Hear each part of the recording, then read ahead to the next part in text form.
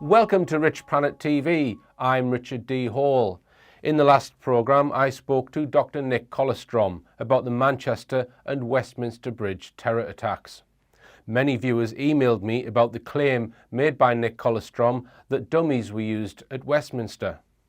Most were very sceptical about this aspect, including various medical people. There's still some doubt in my mind over who the man on the stretcher, i.e. the perpetrator, actually was. Was it Abu Izzadeen or was it Khalid Masood? Abu Izzadeen is on record as saying that MI5 offered him a reduced sentence if he would help them in their work, whereas Khalid Masood was a peaceful family man who liked gardening and was not interested in politics or violence. For these reasons, both these men seem more like patsies than radical terrorists. I'm still trying to collect evidence and testimonies in relation to the Manchester attack, and I have a few promising leads. I hope to provide more information in a future show. Evidence so far, in my opinion, sheds doubt over the scale of the alleged explosion at Manchester. The explosion is alleged to have killed 23 and injured 119. Photographs from the foyer area do not seem to show this level of carnage. I've been contacted by a person whose wife works in the NHS who alleges she dealt with some of the victims who had metal bolts from the explosion embedded in their bodies. However, she is not willing to speak to me about it. Just a simple statement would suffice with proof of your identity, and I will withhold your name. Expecting evidence of a crime in order that the public can establish what happened is surely not too much to ask. With regards to the Manchester incident, if the perpetrator was a patsy, which is likely in my opinion because he was known to MI5, whether real deaths and injuries occurred is not relevant in establishing whether the event was staged. As I said in the programme last week, I do not have a strong opinion yet on whether deaths occurred at Westminster or Manchester, but looking at the perpetrator in each of these cases, these look like staged events, whether deaths occurred or not. As we said in the last show, it's almost impossible to keep up with all of these attacks, never mind deconstruct them. Two new attacks occurring in Charlottesville and Barcelona within the last 2 weeks, both involving a vehicle to attack people on the streets, which has become a common theme in recent years, usually in major cities. We've had Barcelona, London, Nice, Stockholm, Berlin, Melbourne, etc. So I ask the question, is demonization of the motor vehicle by linking it with terrorism part of the same strategy of recent moves towards electric cars and smart roads? Is the terrorism aspect a Hegelian dialectic in order to get people to accept new laws to be brought in the future, allowing the government to have live electronic control and monitoring of all vehicles from a centrally ran government computer? Now, many alternative commentators seem to devise their programs around what mainstream media say. In other words, every day they read what's in the news, try and spot the lies and inconsistencies, and report on those lies, and hence try and work out the agenda. You might describe this as knee-jerk reporting or reactive reporting, as opposed to proactive reporting. And even though it challenges the mainstream media, it is still being led by the mainstream media. I'm not criticizing it. It provides a very necessary critique of the shit that is reported in the mainstream media every single day. I am making you aware of the difference and to be mindful of whether you are watching something that is just a reaction to something that was created in mainstream media, or whether it is a genuine expose of something that has been kept hidden. The two are very different, and proactive reporting is very much more difficult than reactive. The issues often covered are raised by the mainstream media first and not raised by the commentator. I'd like to think that Rich Planet does not usually operate in this fashion. The most important issues on our planet are never covered by mainstream media. They are totally ignored. Rich Planet does not take its lead from mainstream reporting. In fact, I could give you a list as long as my arm of the things that have appeared in mainstream media that I believe were put there as a direct result of the exposés that have been highlighted by Rich Planet. They often create phony contention around issues that were raised right here before they appeared in mainstream media. On today's programme, I will be talking to the man in the blue fleece again about cover-ups in the world of medicine. One subject which I think everyone on the planet has an interest in is health, and therefore health care. We all rely on organisations, companies and professionals to provide care for our health. Most people do not stop and question these organisations, companies and professionals who deliver the health care. The doctor is always right. But it seems this may not always be the case. And if you want to stay healthy, live long and prosper, taking their advice at face value might be the very thing that puts you in an early grave. Circumstances have arisen in the healthcare field which have led to a number of medical cover-ups, either by accident or on purpose, and we are now in a situation where certain vested interests are preventing the public knowing the truth about how to best care for their health. These medical cover-ups, like the emperor with no clothes, are protected, sometimes unwittingly, by the emperor's own workers, the medical healthcare professionals. To help me discuss this is Andrew Johnson. Welcome, Andrew. Thanks for inviting me back, Richard. All right, now first thing to point out, I think, is that we are both engineers.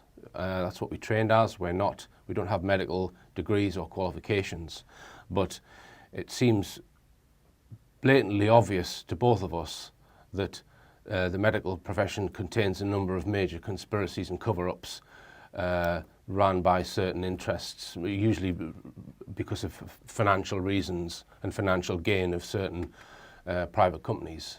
Right. And we're going to sort of give our overview today.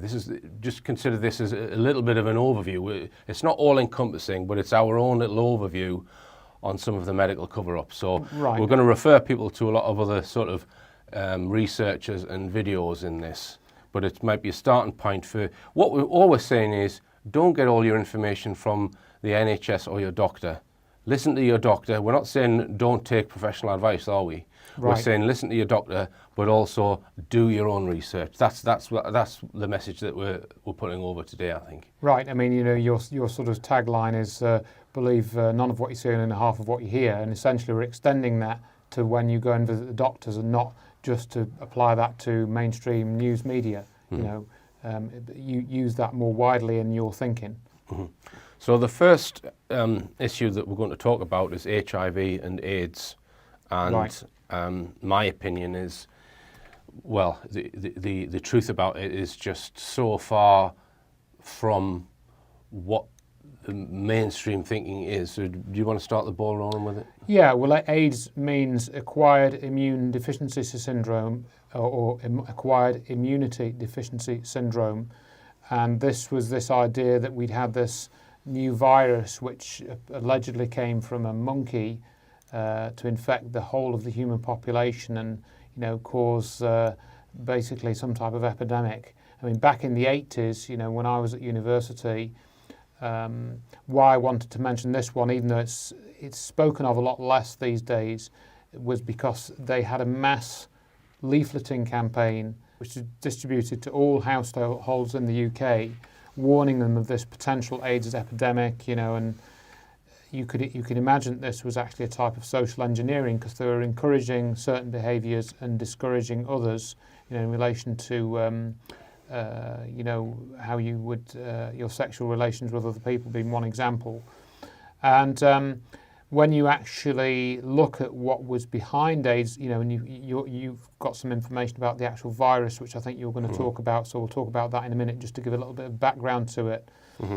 And when you start to pull the story apart, again, you find it doesn't really stack up. There are things in the medical literature which don't actually tie up with this idea that it's a widely infectious disease that was going to basically kill most of the population back in the 80s. And of course, we know now that hadn't happened. We didn't have a mass AIDS epidemic, and we didn't have half of the population being infected with HIV. Yeah, and we've got a large number of people who claim to have HIV who've had it for years and years and years and haven't had a single thing go wrong with their health.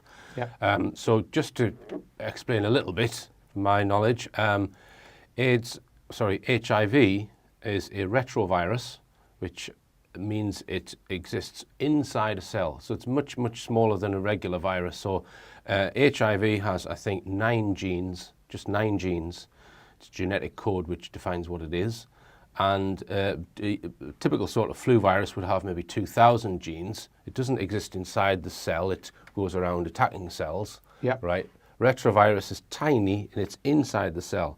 And apparently there are 3,000 to 4,000 retroviruses, these tiny little viruses that have been identified, and none of them so far known to man have caused any damage. They just sit there and do nothing, right? Yeah. So, and HIV is one of these.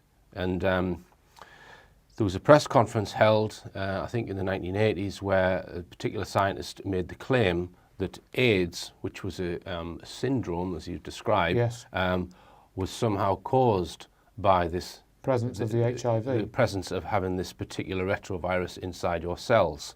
Now, that was announced at a press conference. It wasn't properly peer reviewed, and somehow the ball got rolling. They started making drugs to treat it, and it became accepted without proper peer review. That's right. Right. It was Robert And- Gallo that actually patented the treatment for HIV. Oh, sorry, not the treatment. I've got that wrong. He patented the test for HIV, didn't he? Good afternoon, ladies and gentlemen.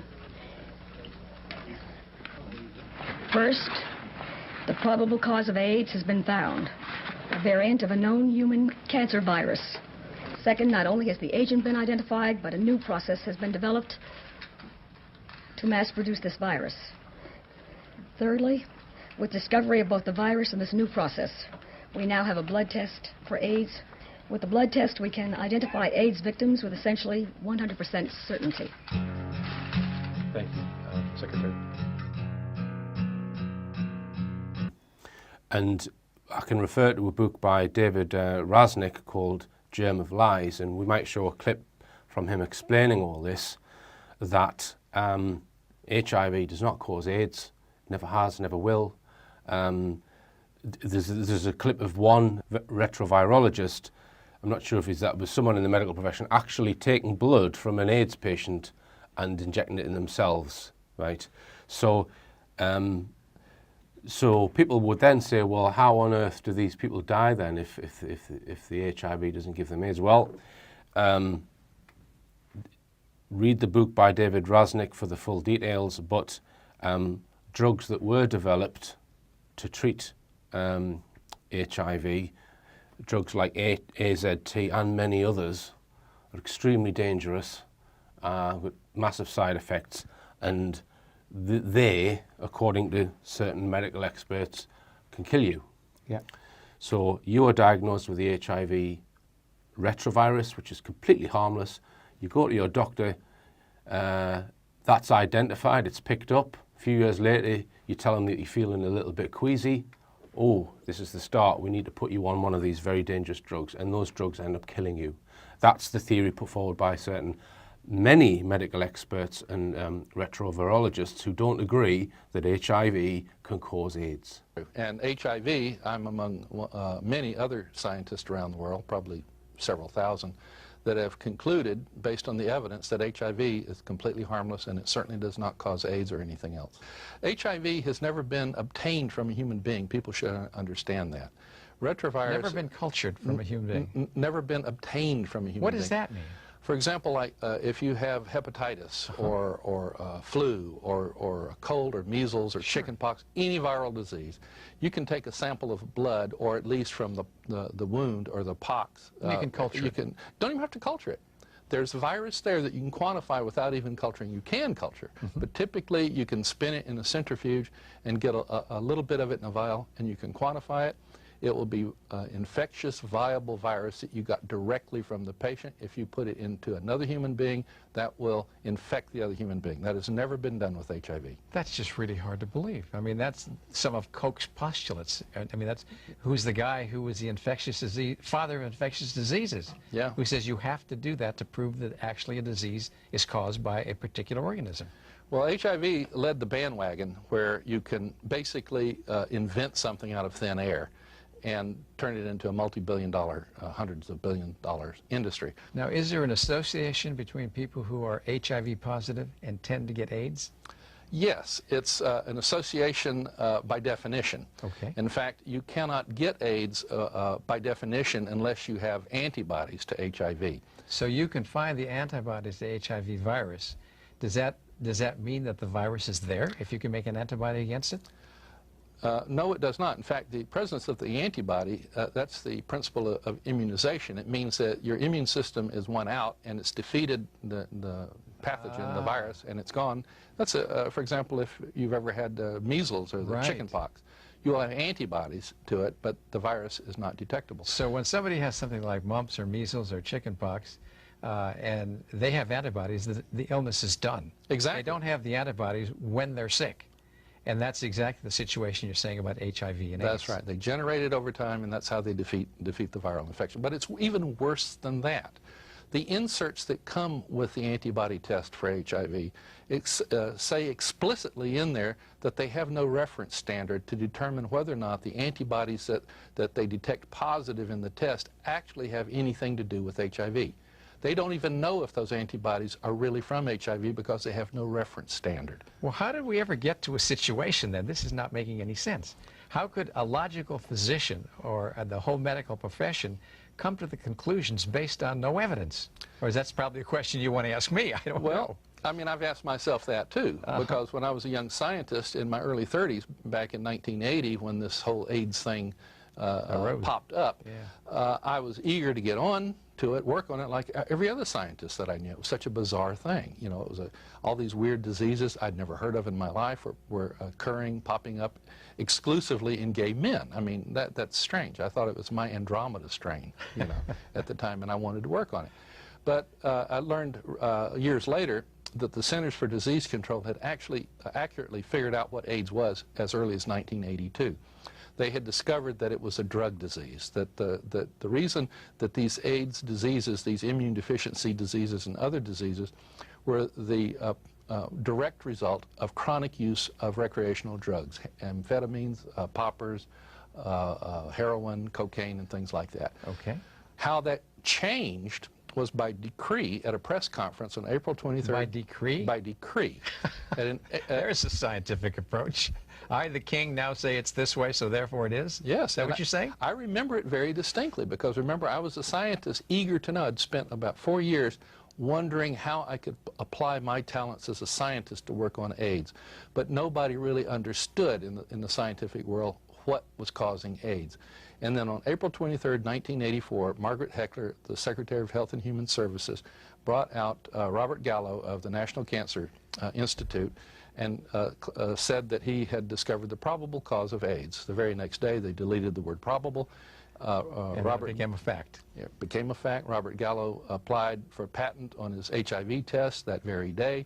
The federal government got behind it. Now the federal government, we taxpayers, as of this year, because of the latest legislation for the PEPFAR program, which had just voted in another $48 billion for African AIDS, we have now spent $250 billion, $250 billion on AIDS. American taxpayers have, just not the drug companies, not volunteer organizations, but the federal government has spent this money. Wow. And they have not saved the first AIDS patient. They use that fact to advertise more money to do AIDS research and to warn people about safe sex and condoms and things. Okay, now people are talking, and one of the things I know you know a lot about is the infectiousness of this disease. Right. Supposedly. Well, that's what everybody says. You turn on a television set and you start hearing people talking about AIDS, and what they're talking about is be sure you have a condom, make sure that you're... Sexual transmission. Yeah, it's an STD. Right. And what does the data actually show? Is it? Well, the first thing the data is clear on, absolutely, totally clear, is that retroviruses, remember HIV is a retrovirus, are not sexually transmitted. Even if it caused AIDS, it is not sexually transmitted. Scientists have known this for, well, I guess 50 years. You can fingerprint and mix a bunch of lab rats together, and this brand has a certain endogenous retroviruses. Right. This one does. You mix them together. They do not transmit them sexually to each other. You can take them out, and you can identify what strain of rat they are by their spectrum of retroviruses, because My they goodness. don't get mixed. My goodness. And the same is true with human beings. No study has ever shown, even with HIV or SIV, the so-called simian immunodeficiency virus, no laboratory experiment has ever demonstrated sexual transmission of a retrovirus, including HIV or any of its laboratory equivalents. Well, then where did the whole medical profession get the idea that this is an STD? I mean, you shouldn't have to answer that, but you probably know the answer. Well, it took me a while, because you see, again, we have a quarter century now of this stuff. And I started out being as mainstream as you can get. Yeah. I made organic chemist by training, and I've worked in arthritis, emphysema, parasites, cancer, and then AIDS. And so I thought, well, all I need is the target. You know, now we have a virus, and I know viruses have enzymes, and I try to make inhibitors for these enzymes. And then over the course of my being a scientist and being confronted with the contradictions of the results of the research data, you have to scratch your head and you say, wait a minute, retroviruses are not sexually transmissible. Nobody's ever obtained a viable sample, free infectious HIV from a human being. What's going on here? And it was clearly by certainly 1985, all up to 87 for sure, that AIDS itself was not a contagious disease. It stayed within the same risk groups. It was 8 out of 9 AIDS cases to this day are still male, and 60% are gay men. So an infectious How can that disease happen? shouldn't be able to discriminate between one person and another, should it? There's no virus that knows whether you're white or black, gay or straight, rich or poor, or what zip code you live in, except HIV, apparently. Would you have any idea why the CDC is saying that this is an STD and that we should be careful? It's a sexually transmitted disease? This is area for speculation, because there's no documentation whatever. There's no study that shows that even AIDS itself is sexually transmitted. In fact, there's all of the studies that tried to quantify the efficiency of sexual transmission of HIV, by the way, have never succeeded in even coming up with an estimate that they could that was based on scientific data. Zero. In fact, the largest controlled study, Nancy Padian, it was done, I think, in 1996, American Journal of Epidemiology, it was published in, showed it was a 10-year study. It was the largest of its kind. Not a single one of the there was these discordant couples. One was HIV positive, one was HIV negative. And many of them, probably most of them, I don't remember the exact numbers, did not use condoms or anything during the course of this study. Not a single HIV sexual partner, HIV negative sexual partner, became HIV positive during this. Nobody has ever demonstrated that an HIV negative person becomes HIV positive via sexual intercourse. That's just shocking. It is. And yet the physicians, okay, I have to say that I feel very sorry for physicians. These are people trying to do the right thing. They're good people. They're clinicians. But they're not scientists. And they depend on the literature that's being published. And they also listen to the kinds of documents that come out of CDC and FDA about what's right and what's not right.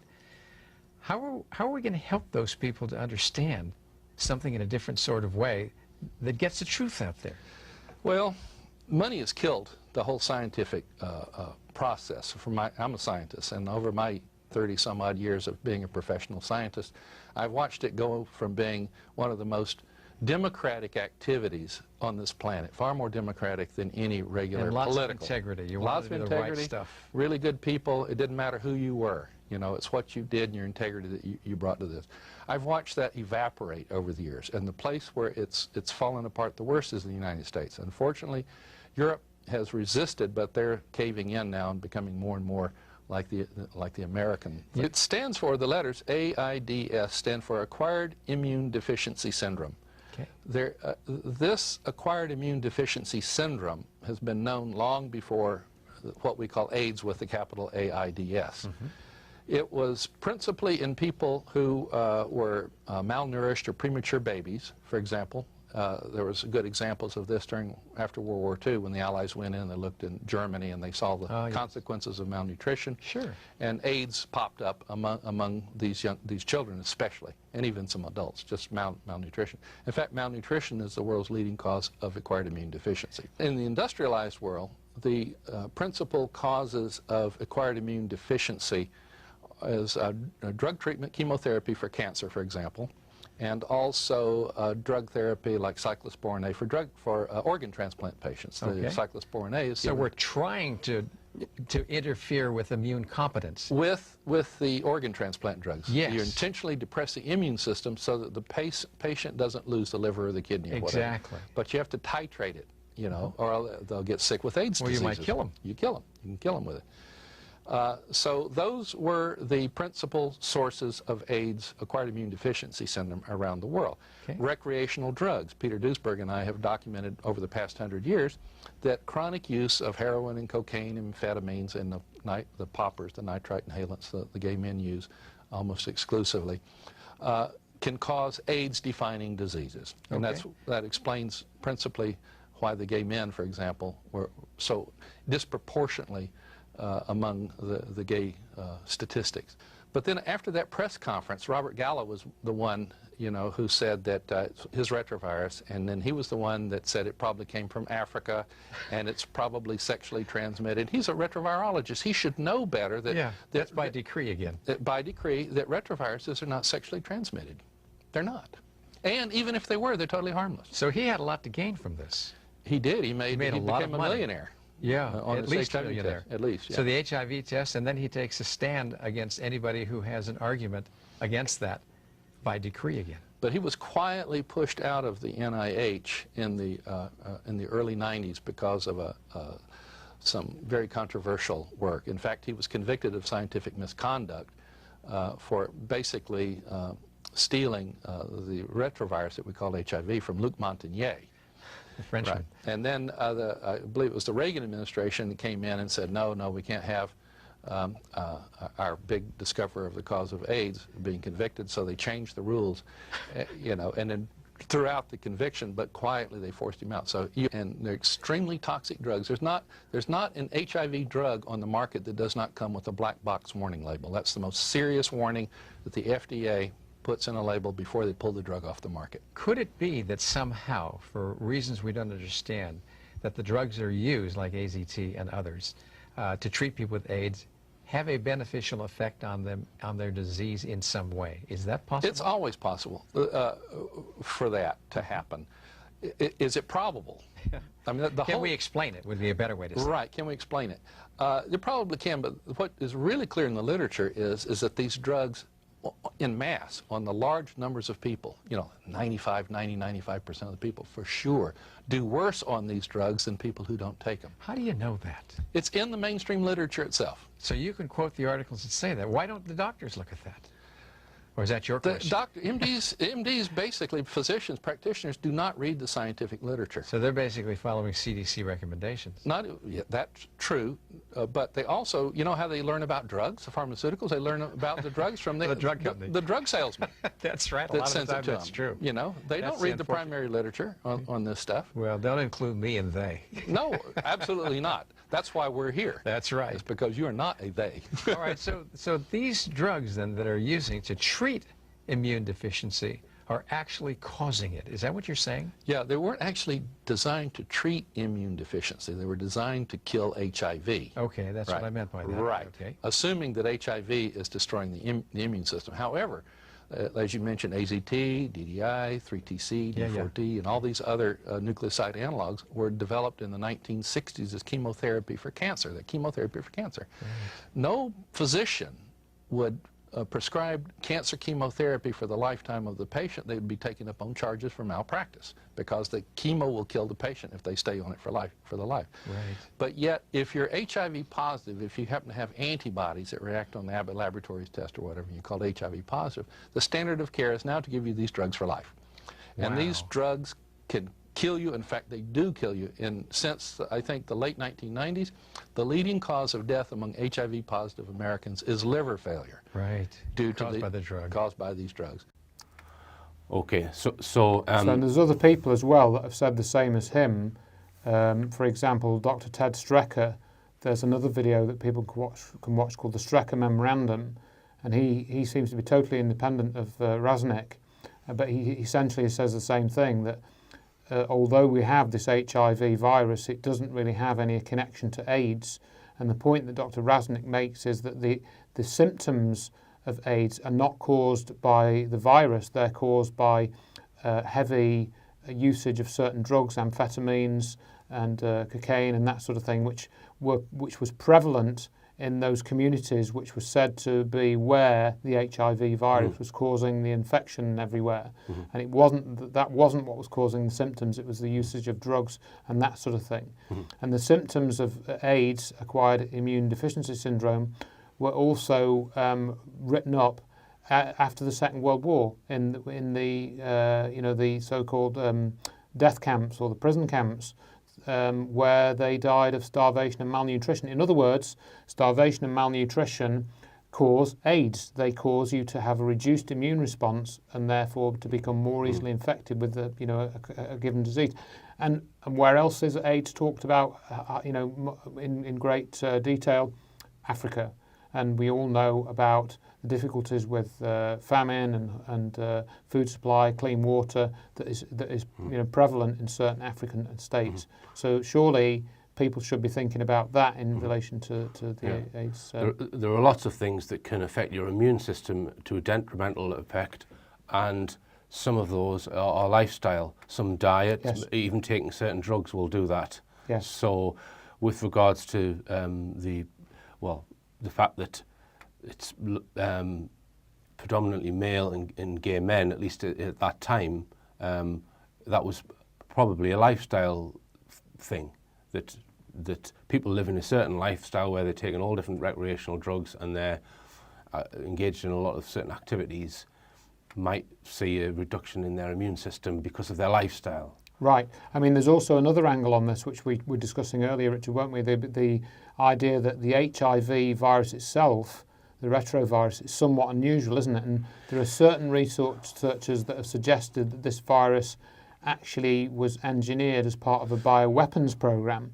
And a couple of names that people can look up are Donald Scott and Boyd Graves. And I did a presentation about this, so it's several years old now, it's about 9 years old, where I cover some of these topics that we're going to talk about today, and they can refer to that and then on to other sources to get more information. Yes, I heard this a number of years ago, and I've not researched it thoroughly, so I don't know how true it is, but there are various versions of the HIV virus, I think at least 3, and again, don't quote me on this, I don't know if this is correct, but viruses evolve from each other. They evolve, or they mutate, right? So they change, and the different variants of HIV show that none of them could have evolved from each other because they're too different to have been slight variations on each other, right?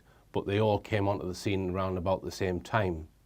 Right. So it's suggested that they've been introduced externally, Yeah. rather than having evolved from naturally, if you like. Yes. And now I don't know if that's correct, right? And I also don't know how different the HIV retrovirus is from other standard retroviruses. Right. I have heard a lot of people saying it has all of the hallmarks of being designed, as I say, only 9 genes in there. But people say, Kissinger funded the design of it, Yes. and things like to wipe out the blacks, and you hear all sorts of conspiracies like that. But Right. I mean, but We haven't really studied that, either of us, in any great depth. yeah, that could be disinformation. It could be. Um, But it is true that people who have said that they were going to die from AIDS have lived for many years. yeah. And I know somebody that falls into that category. So And and I would suggest it's possibly the ones who start taking this really toxic medication are the ones that do die of AIDS. yeah, and I mean Dr. Raznik points out that these drugs were actually developed for chemotherapy, for cancer, and they were just repurposed for treating AIDS. So again, there's some research to be done there by people if they want to follow that up. Mm-hmm.